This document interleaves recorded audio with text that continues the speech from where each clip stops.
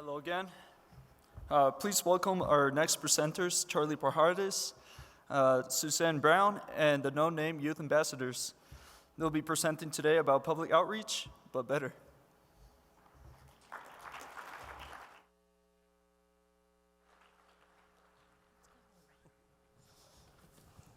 Thank you, Chet.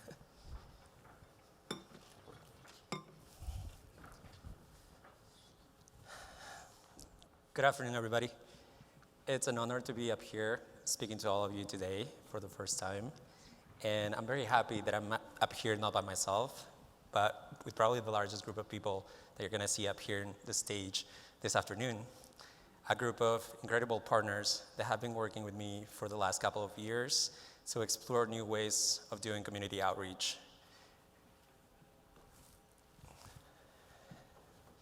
It is our hope that after this presentation, you will be as inspired as we are to explore new ways of doing community outreach, to explore new ways of engaging young leaders in your communities, to teach them and to form them, and to enhance project outcomes this way for the communities that you work for. Now, this journey started for me a couple of years ago when I rejoined the district in 2021. I've always been very passionate about community advocacy and STEM activities. And so, like many of you, I had already heard about the 5-Point Youth Ambassadors, an amazing group of kids that brought tremendous success with their St. Charles Place Park project in Denver, a group of teenagers that were united by passion and by a common goal to create a place in their communities where they could gather, a place that they could feel proud of, and that would make a long-lasting impact in their community. Soon after I joined the district, I quickly started learning about this new challenge that Morgan Lynch at our office had undertaken alongside some incredible partners, alongside SEMSWA, Valeria, and Ingenuity, the 5-Point Youth Ambassadors and Susan Brown, to engage and train the new wave of ambassadors, the no-name Youth Ambassadors, to help us do public outreach in a CIP project that we have in Centennial. Now this project, it's bounded by a high school and a middle school, and it's sandwiched in between very developed communities. And so coming up with the right approach for community engagement was pretty crucial. Now, Morgan introduced the work of the ambassadors last year. She talked about how much they were bringing to the table.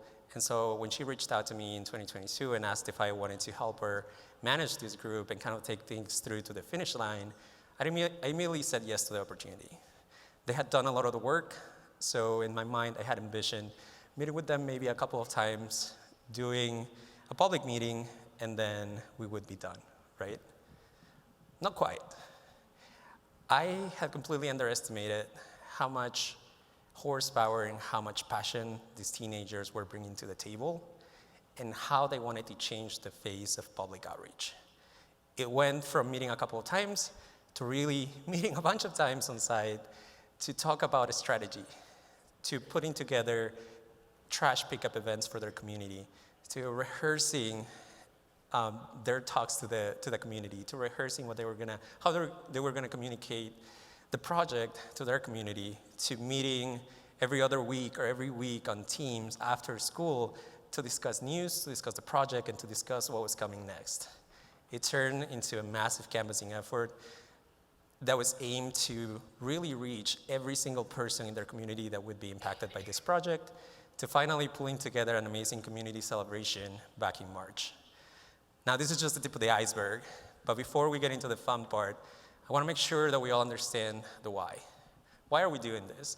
Why are we spending more time and effort and money engaging with youth groups to help us do something that we've been doing for many years, right? We've all been doing community outreach for a long time. And I think it all goes back to this. Now, you've seen this graphic a couple of times today, but it talks about the 5 elements in our urban stream framework. And I want to highlight this piece of it because it's very important, our community values. Understanding our community values and our needs is pretty important. And I have a quote here that I want to read to you that I borrowed from Mary and Jesse at Stream that reads something like this: when we listen, acknowledge, and value what our communities value, when we're able to understand them, to understand what's meaningful to them, they become stewards of our projects and advocates for our work. And I think that rings especially true for this group of ambassadors. But like I said, we've been doing community outreach for a while, right? And so I would like to ask you to help me a little bit in this presentation. And please raise your hands if you've ever done community outreach, of being involved in community outreach in any extent, and keep your hands up for a little bit. And now please keep your hands up if you consistently see more than 5 or 10 people show up to your community meetings.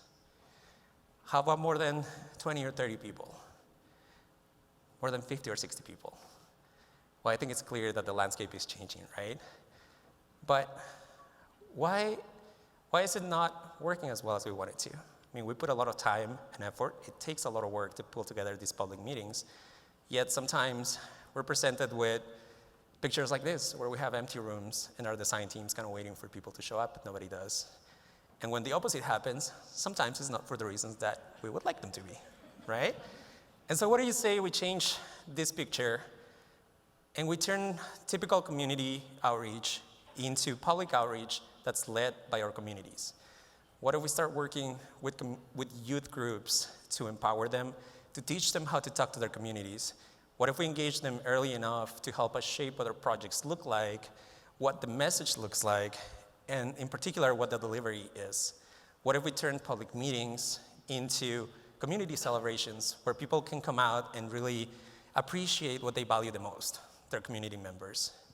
What if we turn these spaces into celebrations where people can bring their families and spend a nice day out learning about our projects, but also having fun? What if we turn this into a safe space where they can share their concerns, where they can share their ideas, and where everybody's just happy to talk to one another? A lot of this happened during this effort, but I'm probably not the best one to tell you about it. And that's why the ambassadors are here with me, because I want them to tell you what their journey was like, what they learned with this community outreach effort, and how we can all apply it to our projects. So please help me welcome the non-named youth ambassadors.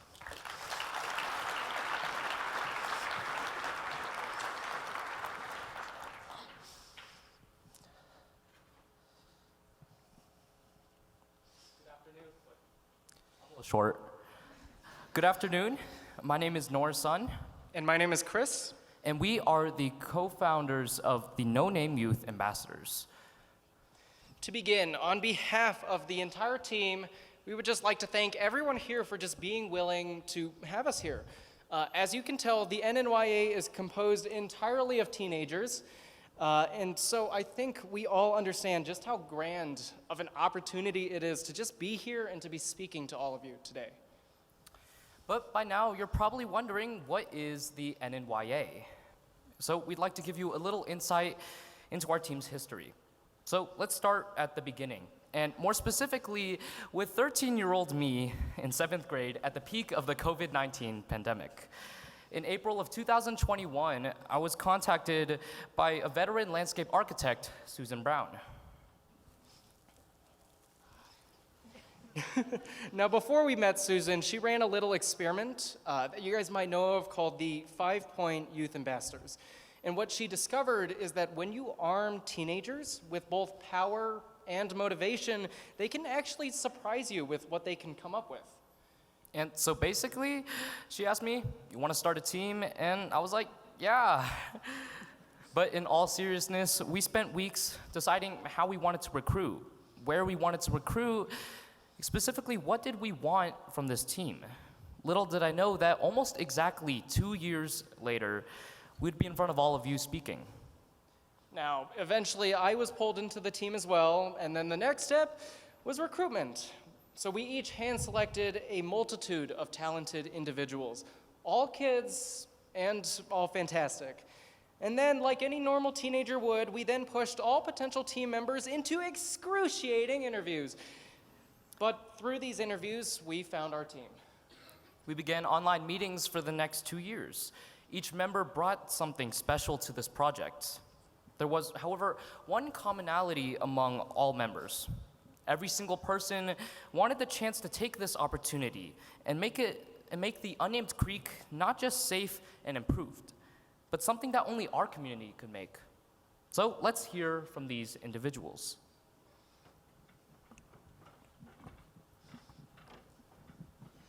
Hello, I'm Preston, And I'm Janie. and we covered a lot of the branding for NNYA.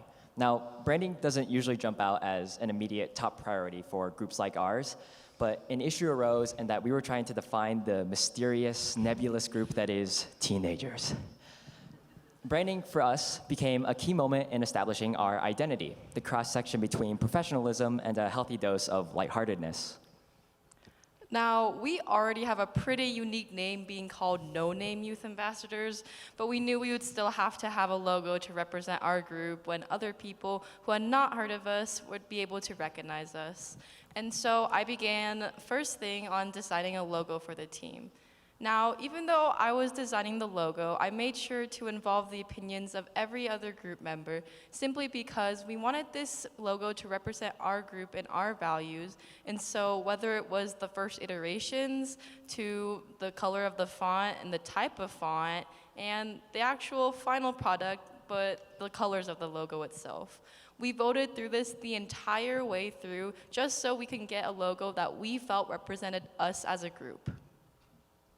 Yeah, and after JD finished the logo, I worked on developing a couple of introductory videos to our group, the project, and even some interviews. The videos acted as a nice way for us to provide a lot of information in a consumable form, but I also really wanted to try to portray the core aspects and aesthetics of our groups through unorthodox editing techniques, creative sequences, and a playful tone that hopefully highlights the tight-knit, unconventional nature of our group. Just as Preston took the initiative to create a video that presented the values of our group, over the summer I took the initiative to take our branding one step further and create a website for the group. Now, I really don't have experience in website design, but I wanted to learn and grow my skills so I could help advertise No Name Youth Ambassadors to people just worldwide. And this website features an accumulation of all of the branding we've had until this point, whether it's our flyers, our Instagram, Preston's video, and of course, it features us, our beautiful faces on it. And with all this, that really marked the true birth of NNYA's identity.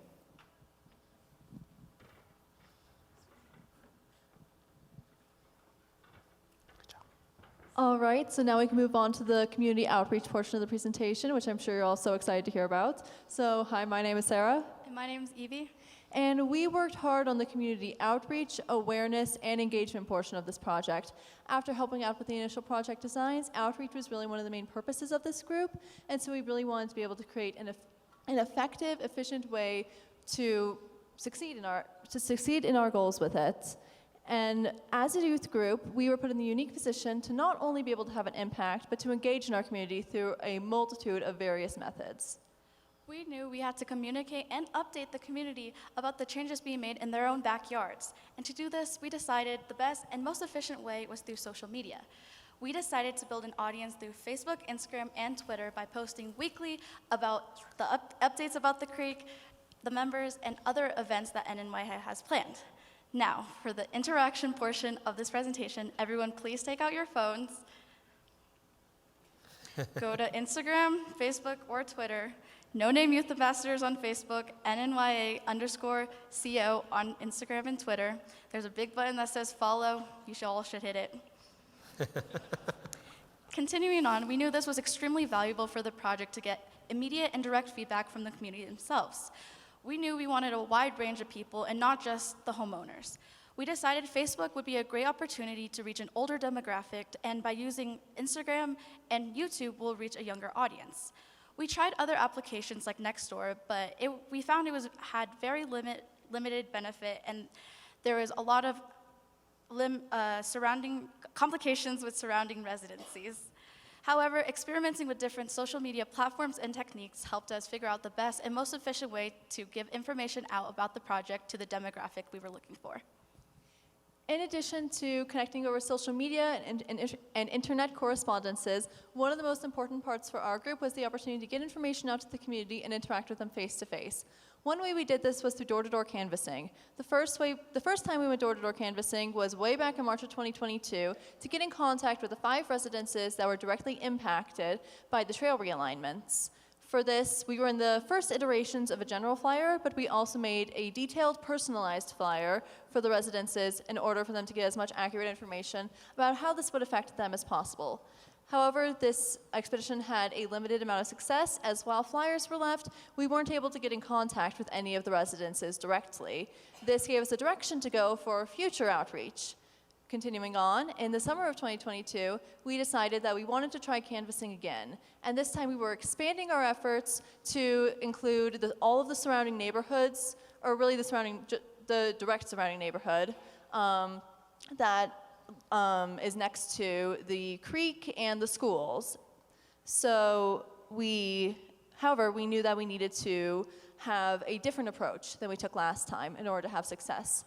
Therefore, I took the initiative of creating trail paths, which you will now see, each which having 2 members on it, and 2 members of the NNYA to be specific, and 1 adult on the project that went and canvassed those houses. We also created a more general flyer and had a little spiel with some bullet points to check off to really get in contact with the root of the cause to the residences. Something that was really important for us when doing this was understanding what the residents cared about and how we can best communicate with them. And understanding this audience was incredibly important for us. Overall, the results were incredibly good. We reached over 500 residences through this, either by leaving flyers or by talking directly face-to-face with the residents. And we found that the residents who answered the door were incredibly intrigued and engaged about the fact that this project was youth-led, and that made them more respectful and willing to listen than they might have been if it was only adults at the door.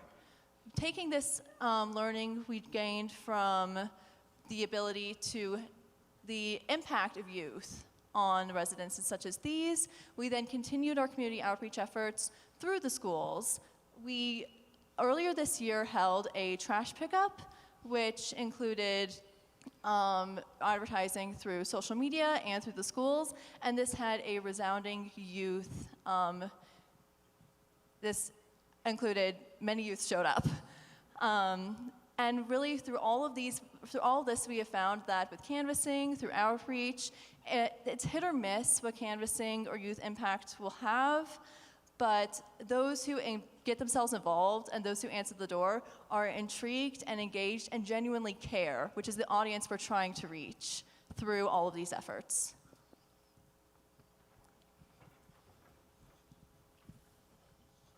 Hi everyone, my name is Gibson. And I'm Brandon. And we got the privilege to work with Eagle Crest High School, Cherokee Trail High School, Thunder Ridge Middle School, and Antelope Ridge Elementary School. Brandon and I started first by working together to get communication rolling with Eagle Crest. For such a project, we wanted to make sure that not only we were communicating with the community, but also the nearby schools that would be affected by the renovations. Before we even began discussing the potential of spreading news about the project, we first wanted to make sure that the schools were informed of the changes that would be happening in their own backyards. And that's why it is so important that teenagers are a part of this project. This project is for and impacts kids and schools. And we want to be able to approach the schools not as workers working on a project, but as kids with a passion, before asking them to support us in our community outreach. We discussed our plans with them, which they both supported and applauded. And so they gave us an opportunity. We knew we wanted to eventually host an event to showcase the project to the community, and we wanted a location that could cater well to all audiences, especially other kids like us.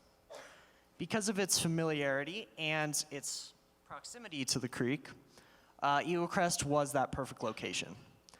As for the event itself, we knew that we wanted to put on a bit of a show, so to speak. It needed to feel unique. We wanted it to inform the community, but at the same time, we also wanted the community to want to be there. So we put together some groups that could help us out a little bit. We started to reach out to local performance groups, and eventually, after an excruciating amount of emails, we were fortunate enough to showcase performances from Spark Dance Team, the Eagle Crest Mariachi, and the Cherokee Trail Band. But we knew that an event is not truly an event without food. So we explored different food options, like food trucks and sample stations, before finally contacting Dion's Pizza, who luckily for us provided most of the pizzas free of charge. And even though we're teenagers, we weren't just there for the good food and entertainment. After each performance, we gave a presentation, much like the one we're all giving you today, about the different changes we're going to make to the creek and the different ways that everyone could get involved. And the reception we got from the community was phenomenal. Everyone that showed up was incredibly supportive, sharing their amazing thoughts with us throughout the day. It became more of a celebration of the group's achievements and the hard work that got us to today.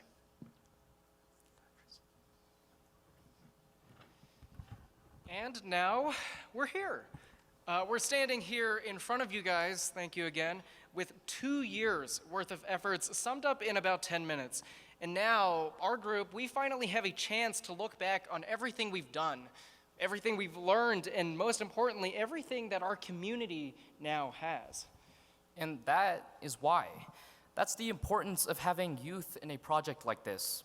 The creek sits near 3 schools, filled with students of all ages.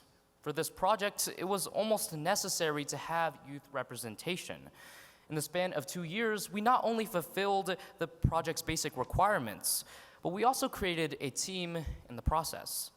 The Unnamed Creek Restoration Project is now in fruition, but so is the NNYA, with a full website, social media, and branding material. But even if we weren't needed, what this project proves is what youth empowerment can bring. That when you give a group of teenagers a chance to do something, they may surprise you. And we saw this at the community meeting, which, looking back, was pretty successful. In total, through all our presentations and performances, we had just about, if not over, 100 people at the event. During the event, some people came to share their thoughts about the creek. Some people arrived to check out the creek environment, but some, to our amazement, just came simply to discover the group of kids that made this happen. With everything that we had, the community event was no longer just a normal boardroom meeting discussion, but a real, genuine celebration of 2 years worth of hard work and dedication. But beyond that, look at what this opportunity gave us teenagers. Janie, our design lead, found the initiative to learn about website design. Or Sarah, our community outreach coordinator, was able to apply her skills in Girl Scouts to a full-fledged community project. Most of us got to treat the project as a way of servicing our communities. And all of us had the chance to actually write about the NNYA in our college applications. In total, each member of the NNYA dedicated over 300 hours towards this project. And our team has seen the results of our work, not only in our communities, but as we ourselves prepare for the future. I was able to apply to Colorado State University, and so was Gibson. Yes, I was also able to get actually a full ride scholarship from CSU as well.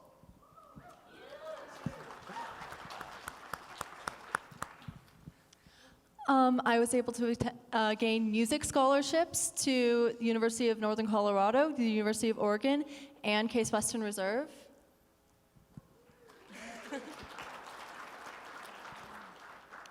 I was able to commit Vanderbilt University, and I'll be attending there this fall to study computer science. I've committed to CU Boulder, and I'll be studying real estate business. I'm not decided yet, but I'm deciding between University of Washington and Boston College. I'm deciding between Duke Kwanshan University and the University of Northern Carolina, Chapel Hill.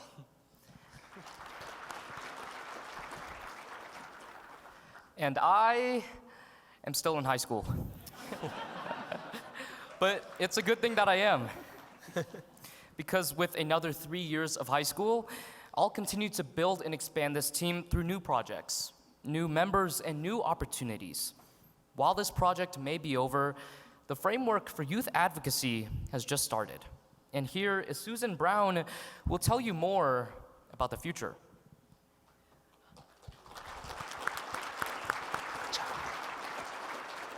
So for those of you who have been around a while, I think it was 8 years ago that we started the 5 Point Youth Ambassador Program just to see if we could find a more effective way to do community outreach.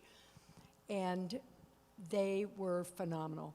They were a great group of kids. It was a great project. It was an urban project, a park in their own neighborhood. And they made things happen. They found $1.5 million to build the park. And we wondered, a lot of people wondered, could we ever replicate that? Could we ever have another group of kids in a different scenario that would work as well as that group of kids did? Well, okay, so now you're here today and you see that our suburban reclamation project on a stream is equally successful. The youth are, again, phenomenal. Who knew that there were all these people out there that we should have been talking to for so long? So, luckily, Laura Krager is who she is, and she and I have had meetings about how could we take this from just one project at a time, and how do we make it go into the future. So she introduced Ryan Aids from Greenway Foundation to me with Charlie, and we all met, and our mission statements are very similar. So the Greenway Foundation is now officially going to take over our Youth Ambassador Program, and they have the staff and the facilities to make this happen on a much broader level. So all of you out there, think about which projects you have coming up. Think about how you want to change your world, because we've got more projects ready to come. And we have Adams County starting tomorrow, and then after that, we're ready to see who else of you wants to use this program because it works. Thank you. I think we have to go. It's too late. There's too much time. We have to go. Oh, one last thing. And the leader of the Youth Ambassadors, which will be both FPYA youth and NNYA youth, will be Norris, our sophomore, who can take this with us for the next 3 years and help us develop this program. So here's our newest leader of our newest program.